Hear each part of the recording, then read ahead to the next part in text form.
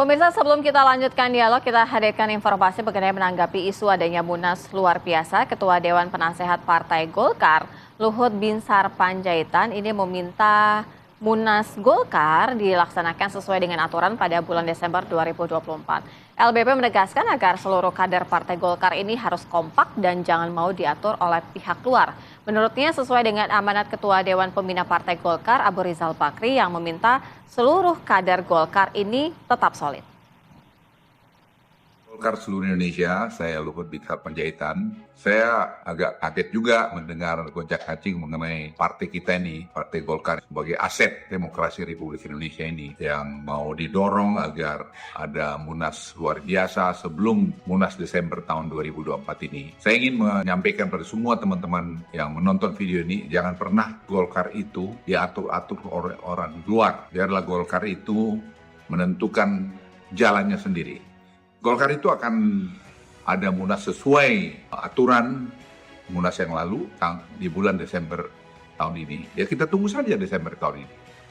Yang kedua, saya mau sampaikan apa yang salah dengan Ketua Umum Golkar, Saudara Erlangga. Saya di kabinet sama-sama dengan dia dan dia melaksanakan tugas yang baik, dan menurut saya Golkar dalam pemimpinan dia itu juga mencapai prestasi yang cukup baik. Ya kita semua harus kompak di Golkar ini, jangan pernah kita mau diintimidasi atau dipengaruhi oleh siapapun dari luar untuk tujuan-tujuan pribadi atau tujuan-tujuan lain. Ya, sementara itu pemirsa, Ketua Umum PKB Muhaimin Iskandar ini mendatangi rumah dinas dari Menteri Pertahanan sekaligus Presiden terpilih Prabowo Subianto untuk membahas hasil Mukernas PKB dan juga tentunya Pilkada Jakarta. Prabowo mengaku pertemuan dengan Muhaimin merupakan bentuk komunikasi politik dengan partai politik lainnya. Sementara terkait dengan Pilkada Jakarta, Prabowo mengaku akan berkomunikasi dengan PKS untuk mendukung calon yang didukung Kim.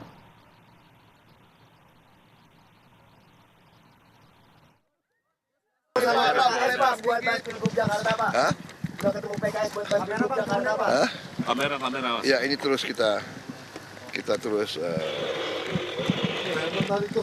konsultasi, komunikasi, ya. Insya Allah dalam waktu yang tepat kita umumkan. Oke? Berarti bakal visi gabungnya apa ya? Sama tim dulu siapa ya? Ya, kita komunikasi. Saya diundang muktamar PKB. Ya, oke. Terima kasih. Datang apa aja Pak? Insya Allah hadir. Ya.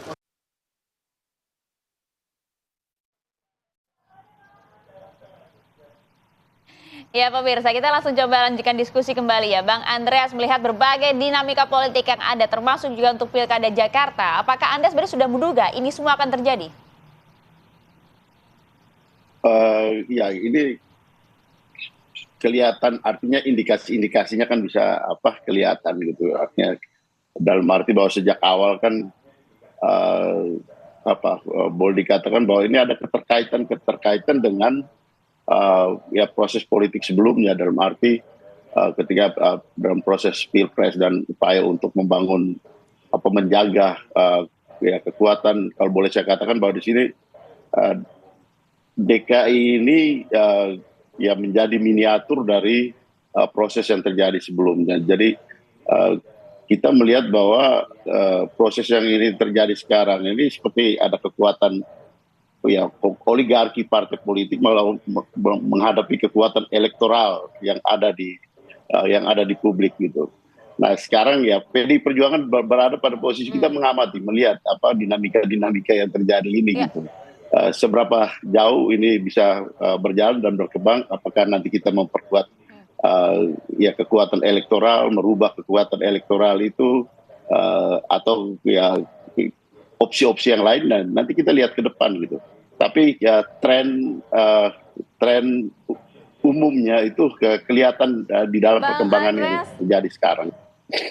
Tapi ya pasti PDI Perjuangan akan berupaya supaya jangan kita kemudian meninggalkan keinginan rakyat.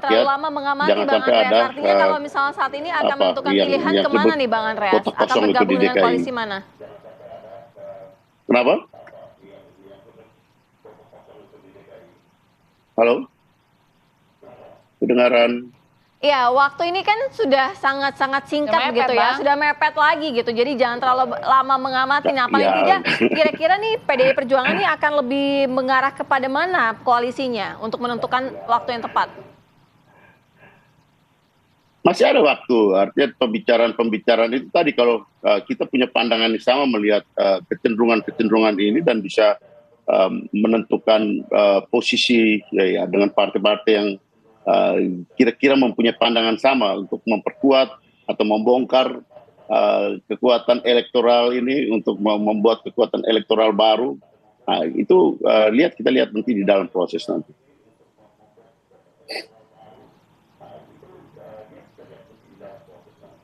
Oke. Jangan terlalu lesu lah Bang Andreas. Apakah tidak ingin membujuk PKS gitu untuk bersama-sama ke KPUD Jakarta? Bang? Masalahnya selama ini kan kita melihat simbol kekuatan elektoral itu hanya ada pada Pak Anies. Dan kemudian itu ya seolah-olah harga mati ada di situ. Kalau kita lihat teman-teman di Kim kan juga ya memindahkan, merubah kekuatan ya simbol kekuatan oligarki dengan simbol yang digeser gitu di situ. Nah sekarang kan ya perkembangan dan perubahan ini juga seharusnya bisa terjadi pada kekuatan elektoral yang ada di Jakarta. Nah ini nanti perkembangan ke depannya nanti kita lihat gitu. Seberapa jauh pembicaraan untuk menjaga sehingga jangan sampai kekuatan elektoral yang juga ada di Jakarta ini ya runtuh, dan runtuh itu karena ya mungkin hanya ada satu kota kosong yang ada di situ melawan calon yang diusung oleh teman-teman dari Koalisi Indonesia Maju. Oke. Baik.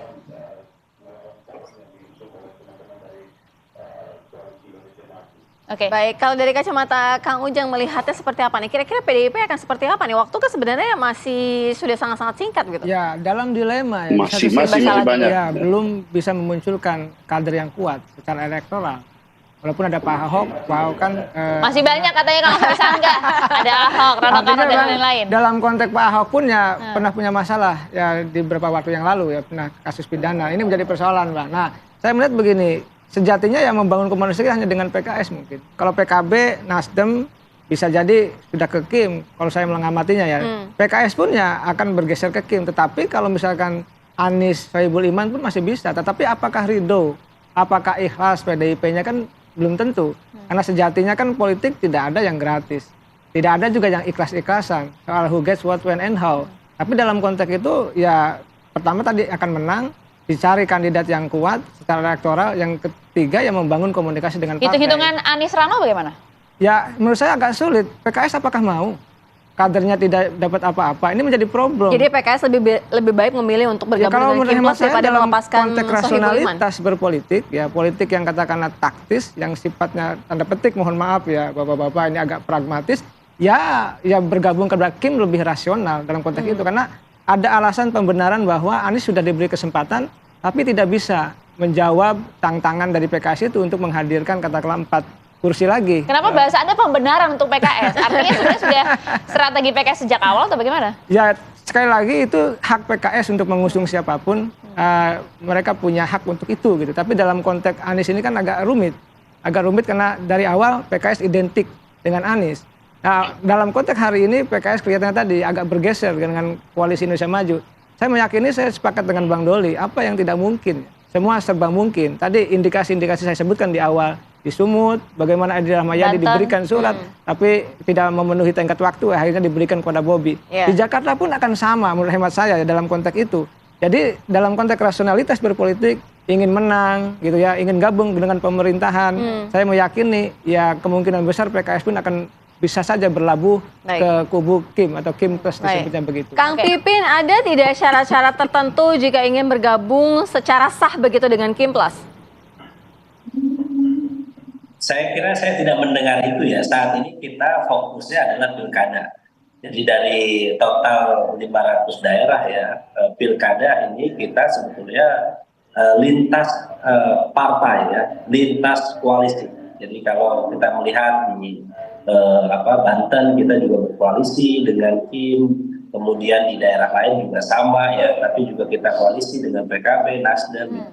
dan juga termasuk dengan PDIP. Jadi bagi kami selalu berusaha untuk mempertanyakan apakah ini bisa nggak menggenapkan kursi 22 itu Pak Anies Baswedan. Ketika kami mendapat sinyal bahwa itu tidak bisa, maka kami sebagai partai politik tentu harus mencari opsi yang lain. Salah satu opsi yang memang tersedia, salah satunya saat ini adalah bersama dengan Kim. Nah, inilah yang kami coba bahas. Apakah mungkin ketika dengan Kim bisa berlayar? Ketika kami dengan PDIP, apakah PDIP benar-benar mau untuk mendukung Pak Anies Baswedan? Begitu juga dengan PKB. Kami menunggu, PKB katanya mau mendukung Pak Anies, tetapi sampai saat ini SK-nya tidak ada. Nasdem juga demikian. Sehingga bagi kami adalah partai yang berdaulat, ya. Kami meminta masukan dari kader, struktur, para tokoh. Daripada nanti akhirnya tidak berlayar, maka kami akan ikhtiarkan calon yang lain yang memiliki kapasitas untuk menyelesaikan persoalan yang ada di Jakarta. Nah, misalnya kami melirik sosok Kang Emil yang salah satunya berhasil di Jawa Barat, tentu kami akan coba bahas ini dengan kader PKS, struktur PKS, untuk mematangkan komunikasi dengan calon mitra koalisi yang baru kami bikin. Oke, Kang Pipin, artinya begini ya Kang ya, daripada tidak berlayar bersama dengan Anies di Jakarta, dengan rela dan juga sukarela memberikan suaranya untuk Kim, begitu Kang? Tanpa syarat apapun? Ya, jadi kami harus sampaikan bahwa ketika sama Pak Anies dan kemudian Pak Sohibul Iman, itu juga bukan harga mati. Jadi ketika kami menyampaikan itu, maka kami harus fair saya kira kepada semua partai politik. Ketika memang ada yang minat untuk berjuang bersama PKS, berkoalisi, maka tentu kami harus hormati itu. Ketika ada tawaran itu, tawaran untuk mengusung kita sama-sama untuk berjuang di Jakarta, maka kita tentu akan mempertimbangkan tawaran-tawaran itu. Adapun ada syarat lain dan sebagainya, kami harus sampaikan sampai saat ini fokus kami adalah Pilkada Jakarta dan pilkada yang ada di daerah lain.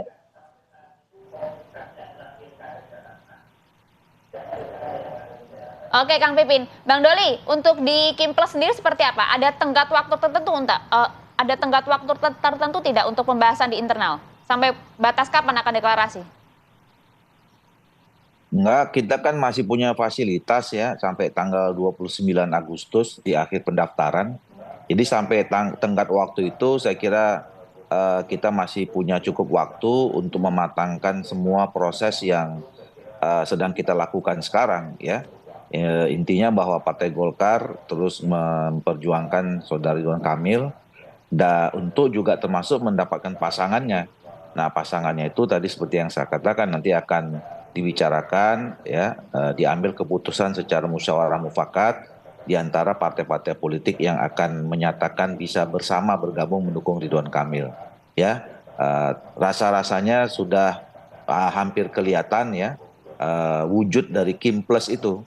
Jadi nanti siapa wakilnya, misalnya ada usulan dari teman-teman PKS ya, oleh Pak Pipin menyampaikan 1-2 nama untuk di-exercise, dan kalau kemudian disepakati oleh semua partai politik yang nanti akan mendukung Ridwan Kamil itu, kami dengan senang hati menerimanya.